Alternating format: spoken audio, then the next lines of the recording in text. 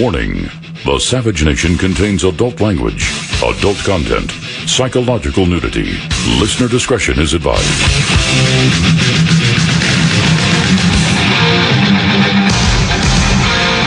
And now, America's most exciting radio talk show, The Savage Nation, home of unprotected thought, borders, language, culture. And here he is, Michael Savage.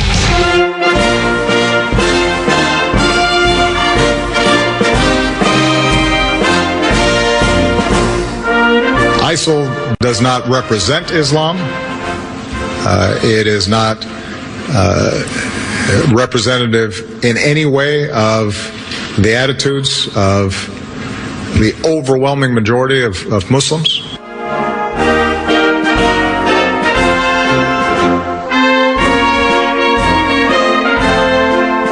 There is a dance of death in the West and actual death in the Middle East, courtesy of the Islamo-fascists. Meanwhile, the Caesar in the White House entertains himself with 1,000 sycophants, partying on behind closed doors as if the Islamo-fascist hand will not touch him. He thinks he's protected from this new plague, the Black Death of radical Islam. We are facing something the West hasn't had to deal with since the wars of religion in the 16th and 17th centuries. When those religious wars ended in one place, they began in another. They lasted for over 100 years. The same thing is happening right now. The radical Muslims are on the warpath, and they are against everyone else. They are against Muslims who are not as fanatical. They are against the members of all other religions. They think they're going to take us back to some pristine religious period in human history that never actually occurred. It is all complete rubbish. These faith warriors live lower than the pigs they despise. They kidnap and rape 8-year-old girls and say the Quran authorizes it. They're not purists. They're psychopathic killers. They're Nazis in headscarves. They aren't leading a religious revival. They're trying to take us back to a state of barbarism that has been extinct for 1,200 years. This is a barbaric revolution, and we have a man in the White House who denies its existence. But whether he chooses to acknowledge it or not, it's going to continue until someone puts a stop to it. Jonathan Sachs called the fight against radical Islam the defining conflict of the next generation. He likened radical Islam to a starfish. When you cut off a spider's head, it dies. But when you cut off the leg of a starfish, the starfish can regenerate it. Radical political Islam is a starfish. If you defeat ISIS or Al-Qaeda, they will merely come back under another name. Why would any government bring in unvetted Muslim immigrants at a time like this? It would seem that only an insane prince would do this to his country. But Obama is not insane. He's stoned. He's stoned on the orthodoxy of the progressive left. Obama and his supporters are drunk on their ideology. They think they're going to create a progressive utopia by continuing their attack on all Western values. This is precisely how great civilizations of the past declined and eventually fell. They rejected the values that made them great and degenerated into narcissism and selfishness. They kept on partying until they were too weak to defend themselves. And then the unthinkable happened. They fell. Those are the opening words from my prophetic book, Government Zero. No truer words have been spoken yet on this insane president, this insane Hillary, this insane Sanders, this insane liberalism that is going to kill us all. I would say welcome to the Savage Nation, but there's nothing to welcome. We are in the Third World War. Who said that? Who said over the weekend, this is the beginning of World War III? None other than the progressive socialist Pope. And what's intriguing to me is that the vermin in the American media, the very same liberals who embraced this progressive Pope for his crackpot ideology on so many things, including climate change, did not even quote the Pope when he said this is the beginning of World War III. Even the pacifist Pope, the crackpot progressive Pope, recognizes that this is a war on Christianity, more specifically a war on Western Christianity. This is the Savage Nation. In case you don't know what it is, this is Michael Savage speaking to you in the world from one of the sickest places in the universe, San Francisco, a city that is so corrupt that it creates a new definition for the word corruption, a city that is so degenerate that it redefines the word degeneracy, and yet we sit here partying on. Many decades ago, there was an epidemic in America called AIDS.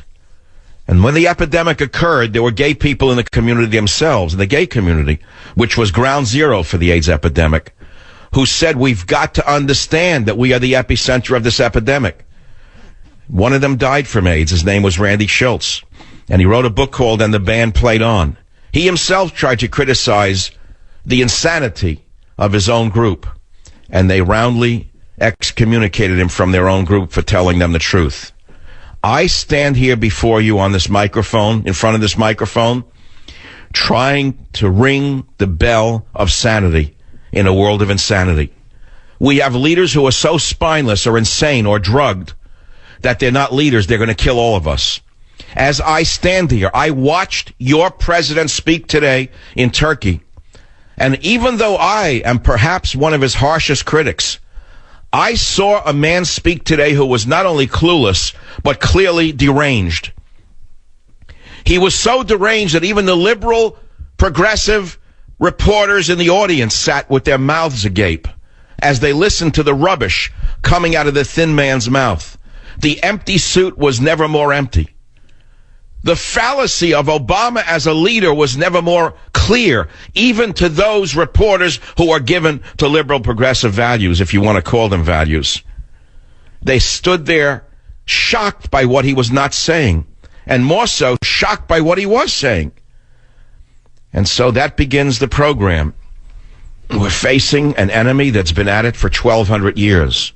And if you say they're not Islamic, you're a fool. Then you're denying what they themselves say. Well, what are they then? Jewish? Christian? Hindu? Zoroastrian? Who are they? Are they a group of Buddhists in headscarves? Are they Christians in headscarves? Are they Jews in headscarves? Who are they? They call themselves the Islamic State, and here is the empty suit called Obama saying that they're not anything to do with Islam. Now, I happen to have in my hand an ISIS Twitter feed after the slaughter. Have you seen the photographs of the slaughter? Have you bothered to look at the blood-stained floor where these children were being entertained by a heavy metal death band? That's a subject I'm going to talk about in a minute. A heavy metal death band was playing. It's funny that the opening to my chapter is entitled A Dance of Death in the West. What's actually chilling is it was a dance of death in the West that was attacked by ISIS. In the Twitter feed from ISIS, which was sent to me by someone who I will not mention, they say the targets included, and I'm quoting now, the Bataclan Theater for exhibitions where hundreds of pagans gathered for a concert of prostitution and vice. And then they boast about the other attacks. And they say Paris was thereby shaken beneath the Crusaders' feet, who were constricted by its streets. The result of the attacks was the deaths of no less than 200 Crusaders and the wounding of even more.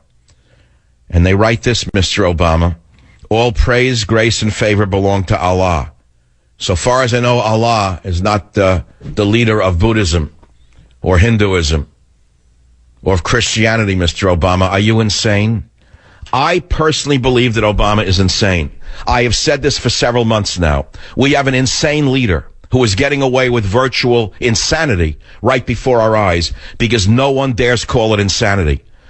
Don't confuse his insanity with liberalism, because even liberals know what must be done. Even liberal girl reporters know what must be done. I believe that Obama is a psychopath or he is on medication.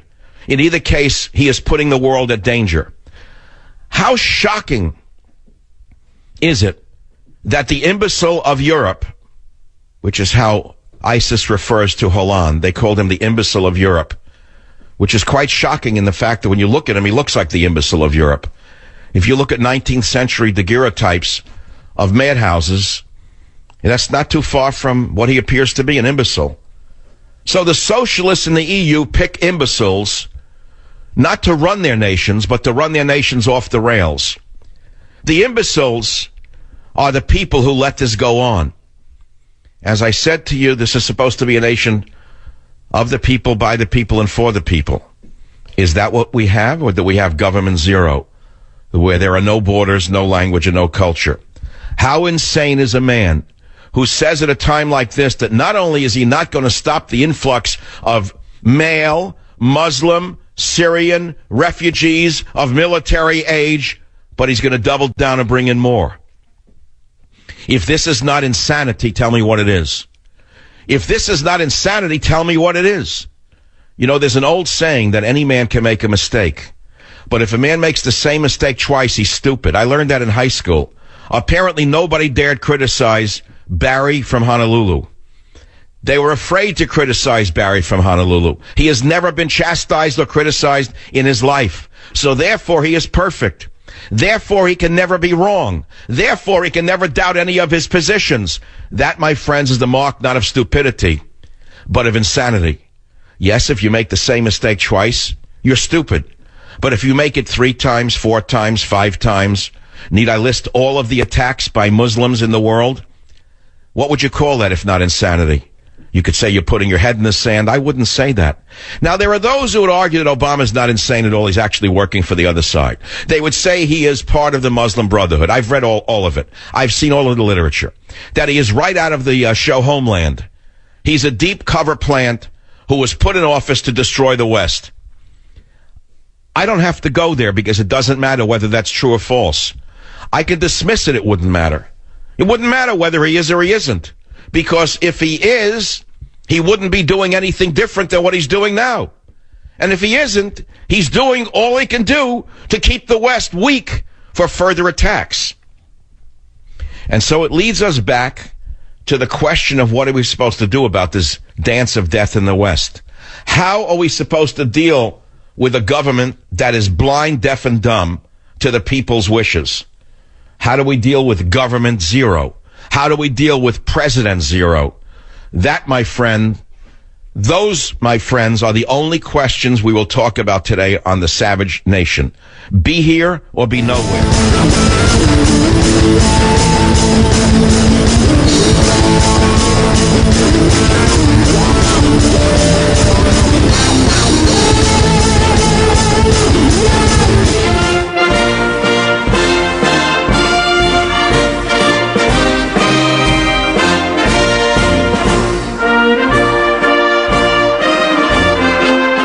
The overwhelming majority of victims of terrorism over the last several years, and certainly the overwhelming majority of victims of ISIL, are themselves Muslims. Garbage. Garbage! ISIL Garbage does liar! not represent Islam. It is not representative in any way. Any other time, the man would be impeached. He'd be arrested for this in a war. I can't listen to it. The man is a liar. He's an apologist. It would be like listening to a president, let's say after Japan attacked Pearl Harbor and sank our ships and killed 3,000 men, that a president would get up after a thing like that and say, the majority of Japanese love America. The majority of Japanese are not warlike. The majority of Japanese love America. The majority of Japanese did not want the attack on Pearl Harbor. And the only way to win this war against Japan is to what? Eat sushi? To learn how to use chopsticks? So, since the president is an ignoramus, surrounded by idiots, let me read you a statement from ISIS itself, and you decide, you idiot, liberal, moron, progressives, suicidal maniacs. You decide for yourself whether they're Islamic or not. Here is a statement from ISIS on their own Twitter feed that came out on November 14th from them. By the way, the attack occurred on Friday the 13th, which I'll tell you the significance of in a few minutes. If you think it was by chance, then you also know nothing about history. You're as ignorant as I think you are. You're as empty as your genes. You are just empty heads who think you're smart because you went to college. If you had any idea what the symbolism was, you'd understand the danger you've put yourself in through your liberalism. I can't